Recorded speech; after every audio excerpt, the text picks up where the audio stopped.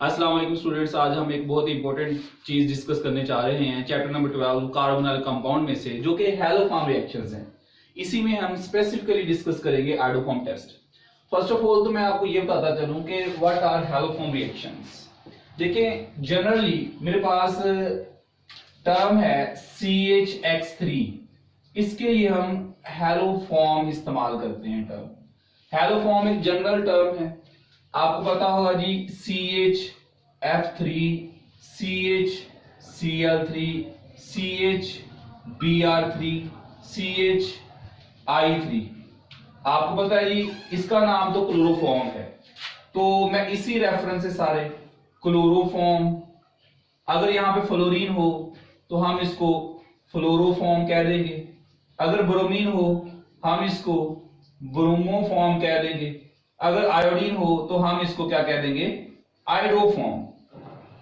तो iodoform basically हमारे पास एक येलोइश क्रिस्टलाइन सॉलिड होता है। इस वजह से, इसके कलर और इसकी फ्रेग्रेंस की वजह से इसको एक आइडेंटिफिकेशन टेस्ट के तौर पे भी इस्तेमाल किया जाता है। तो हम, आप कह लें, बाकी की निस्बत आयोडीन के रेफरेंस से सारे टेस्ट स्टडी करेंगे, तो इसलिए हम इसको स्पेसिफिकली आइडोफॉर्म टेस्ट का नाम भी दे देते हैं। यानी हैलोफॉर्म रिएक्शन में हम विद रेफरेंस टू आयोडीन चीजें डिस्कस करेंगे, इसलिए इनको आप आइडोफॉर्म रिएक्शंस या आइडोफॉर्म टेस्ट के नाम से भी आप कह लें याद कर सकते हैं। तो आइडोफॉर्म टेस्ट दरअसल 4 चीजों में डिस्टिंग्विश करने के लिए इस्तेमाल होता है। मैं यहां पे आपको आइडोफॉर्म टेस्ट की अगर एप्लीकेशंस की बात करूं, आइडोफॉर्म टेस्ट, या आप इस तरह कह लें कि आइडोफॉर्म टेस्ट किस किस चीज में डिस्टिंग्विश करने के लिए इस्तेमाल हो सकता है। तो मैंने कहा जी 4 चीजें हैं जिनके लिए ये फर्क करने के लिए इस्तेमाल हो सकता है। Number 1, it is used to distinguish between the acetaldehyde and other aldehydes.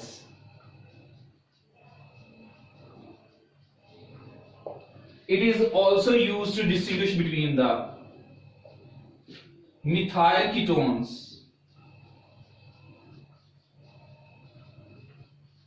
and other ketones. इसके अलावा अगर अल्कोहल्स की बात करें तो इथाइल अल्कोहल यानी कि इथानोल एंड मिथानोल में फर्क करने के लिए इस्तेमाल हो सकता है ये। जबकि हमारे पास certain secondary alcohols,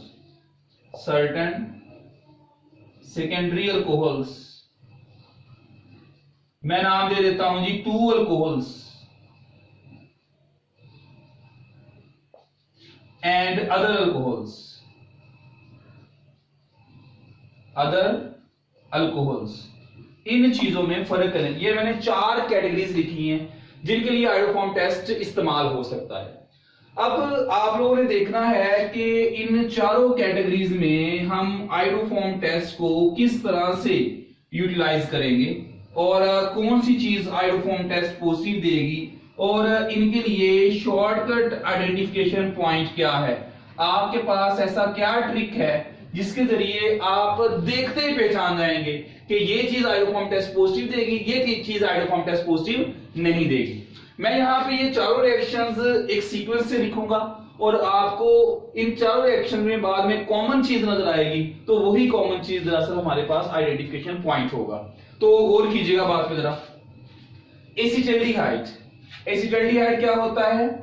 CH3 C double bond OH, ये एसिटाल्डिहाइड है। मैंने इसका रिएक्शन करवाना है किसके साथ? Iodine in the presence of sodium hydroxide. याद रखिएगा, सम टाइम ये सोडियम हाइड्रोक्साइड की बजाय सोडियम कार्बोनेट भी हो सकता है, Na2CO3। देखिएगा जरा प्रोडक्ट्स क्या बनेंगी। याद रखें, प्रोडक्ट्स में जो सबसे मेन चीज है वो है आइडोफॉर्म CHI3, जो कि लाजमी तौर पे बननी है, और एक होगा सॉल्ट ऑफ कार्बोक्सिलिक एसिड्स। अब देखिए, 1 और 2 कार्बन है, एक CH3 तो मैंने इसमें कन्वर्ट कर दिया, 1 कार्बन बच गया। अब आपने 1 कार्बन जो है उसका कार्बोक्सिलिक एसिड का सॉल्ट बना देना है, और रिमेनिंग प्रोडक्ट्स में सोडियम आयोडाइड और वाटर आ जाता है। जबकि अगर आप इक्वेशन की बैलेंसिंग की बात करें, एक चीज याद रख लें बस, मैं कहता हूं आयोडीन के 4 मॉलिक्यूल इस्तेमाल होते हैं, बस ये याद रख लें। अब यहां पे 4 आयोडीन है, ठीक है ना। अब देख लें 3 आयोडीन तो ये हो गए, इसका मतलब 5 आयोडीन रह गए, तो ये मेरे पास 5 सोडियम आयोडाइड हो जाएंगे और 5 वाटर, ये दोनों इक्वल होते हैं। 5 सोडियम और 1 सोडियम, यानी कि टोटल मेरे पास 6 सोडियम हो गए, तो ये 6 हो गए, इक्वेशन भी बैलेंस हो गई। आपको नजर आ रहा है ये प्रोडक्ट, ये क्या है, आइडोफॉर्म CHI3। उसके बाद ही मिथाइल कीटोन्स। मिथाइल कीटोन्स वो कीटोन्स होते हैं जिसमें कार्बोनिल ग्रुप के एक तरफ मिथाइल ग्रुप लाजमी तौर पे हो, CH3, दूसरा साइड जो मर्जी हो सकता है।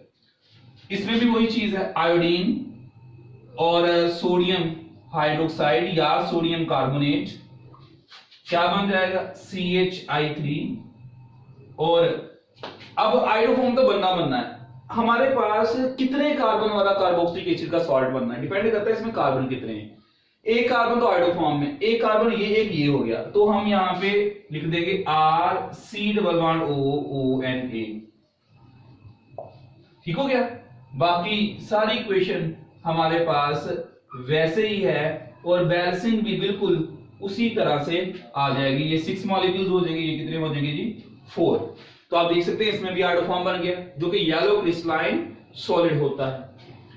उसके बाद जी इथाइल अल्कोहल। मैं इथाइल अल्कोहल को इस तरह से लिखता हूं, CH3 CH2 होता है ना, मैं इसको ऐसे लिख रहा हूं, OH, और अगेन क्या बोला, आयोडीन और सोडियम हाइड्रोक्साइड या सोडियम कार्बोनेट, क्या बन जाएगा, एक तो बन गया, क्या बोला, आइडोफॉर्म, और साथ में कार्बन देखें, एक और 2 कार्बन है, एक कार्बन तो आइडोफॉर्म में यूज हो गया, एक कार्बन बच गया, तो एक कार्बन वाला कार्बोक्सिलिक एसिड का सॉल्ट, जो कि हमारे पास सोडियम फॉर्मेट होगा, और अगेन सोडियम आयोडाइड, और साथ में क्या बन गया, वाटर।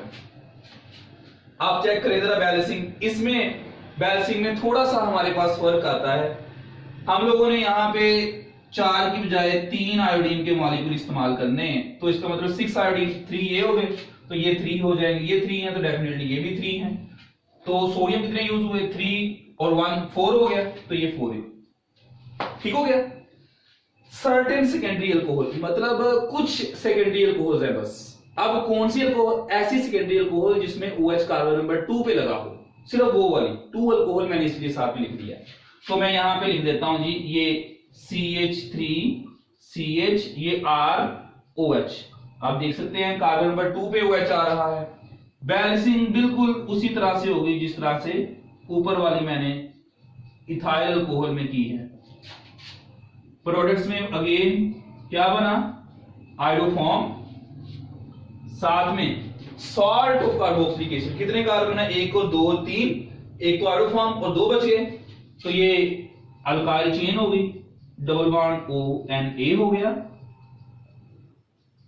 और 3 सोडियम आयोडाइड और 3 वाटर मॉलिक्यूल्स। ये तो आपके सामने चारों इक्वेशन लिख दी गई। अगर आप इनको हैलोफॉर्म रिएक्शंस के तौर पे करना चाह रहे हैं, तो आयोडीन की जगह पे आप जस्ट X पुट कर दें, यहां पे CHX3 हो जाएगा, तो ये हैलोफॉर्म रिएक्शंस आ जाएंगे। लेकिन हमारा जो एक्चुअल कंसर्न है वो आइडोफॉर्म टेस्ट से रिलेटेड है। अब आपको आइडोफॉर्म टेस्ट में आइडेंटिफिकेशन पॉइंट देखना है कि कौन सी चीज आइडोफॉर्म टेस्ट पॉजिटिव देगी, कौन सी चीज नेगेटिव देगी। आप इन चारों इक्वेशन पे गौर करें जरा। मेरे पास इस इक्वेशन में इतनी चीज है, this is known as acetyl group, acetyl group.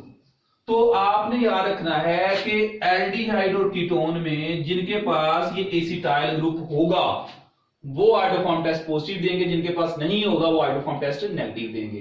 तो एसिटाइल ग्रुप दरअसल याद रखिएगा, एल्डिहाइड में सिर्फ एसिटाल्डिहाइड के पास होता है, और कीटोन में सिर्फ मिथाइल कीटोन यानी कि एसीटोन या दूसरे मिथाइल कीटोन जिनके एक साइड पे CH3 लगा होता है उनके पास होगा।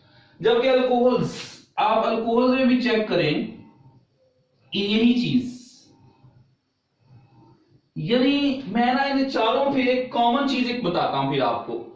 आप फंक्शनल ग्रुप वाला कार्बन चारों में छोड़ दें, फंक्शनल ग्रुप के साइड पे, एक साइड पे अगर CH3 है, फंक्शनल ग्रुप वाला कार्बन छोड़ के उसके साइड पे CH3 है तो वो चीज आइडोफॉर्म टेस्ट पॉजिटिव देगी। अगर CH3 नहीं है तो वो चीज आइडोफॉर्म टेस्ट क्या देगी, नेगेटिव। आप इन चारों में देख लें, आपको नजर आएगा कौन सी चीज आइडोफॉर्म टेस्ट पॉजिटिव दे रही है, कौन सी चीज आइडोफॉर्म टेस्ट नेगेटिव दे रही है। आपको अगर शॉर्ट क्वेश्चन आता है जी, how can you distinguish between the 2 propanol and 3 propanol, ठीक है, how can you distinguish between the 2 pentanol and 3 pentanol. अब देखें 2 पेंटानोल 3 पेंटानोल, 2 पेंटानोल 3 पेंटानोल, आप यहां पे चेक करें जरा, 2 पेंटानोल CH3 CHOH, ये CH2 CH3, जबकि 3 पेंटानोल CH3 CH2 CHOH CH2 CH3। आप यहां पे देख सकते हैं कि ये जो 2 पेंटानोल है इसमें ये वाली कंडीशन सेटिस्फाई हो रही है, फंक्शनल ग्रुप वाला कार्बन छोड़ के उसके साथ क्या है, CH3 है, बाकी जबकि इसके दोनों तरफ क्या लगा हुआ, इथाइल। तो मेरे पास फंक्शनल ग्रुप के आप कह ले कम से कम एक साइड पे CH3 होगा तो आइडोफॉर्म टेस्ट पॉजिटिव आएगा, वरना आइडोफॉर्म टेस्ट क्या आएगा, नेगेटिव। तो मैं दोबारा से बताता हूं आपको कि एल्डिहाइड में सिर्फ एसिटाल्डिहाइड आइडोफॉर्म टेस्ट पॉजिटिव देता है, और कीटोन्स में सिर्फ मिथाइल कीटोन्स, और प्राइमरी अल्कोहल में सिर्फ इथाइल अल्कोहल, और सेकेंडरी अल्कोहल में सिर्फ और सिर्फ ऐसी सेकेंडरी अल्कोहल जिसमें कार्बन नंबर 2 पे OH लगा होता है, और टर्शियरी अल्कोहल कोई भी ऐसी नहीं है जो आइडोफॉर्म टेस्ट पॉजिटिव देती है। और आइडोफॉर्म टेस्ट पॉजिटिव होना मतलब कि येलोइश क्रिस्टलाइन सॉलिड उसके प्रेसिपिटेट्स बन रहे हैं आइडोफॉर्म के। तो इस तरह से आप लोग इन चीजों में फर्क कर सकते हैं। ये 4 कैटेगरीज हमारे पास हैं। एज अ होल आप इसको एक लॉन्ग टॉपिक के तौर पे, लॉन्ग क्वेश्चन के तौर पे प्रिपेयर कर सकते हैं। Thank you very much. Allah Hafiz.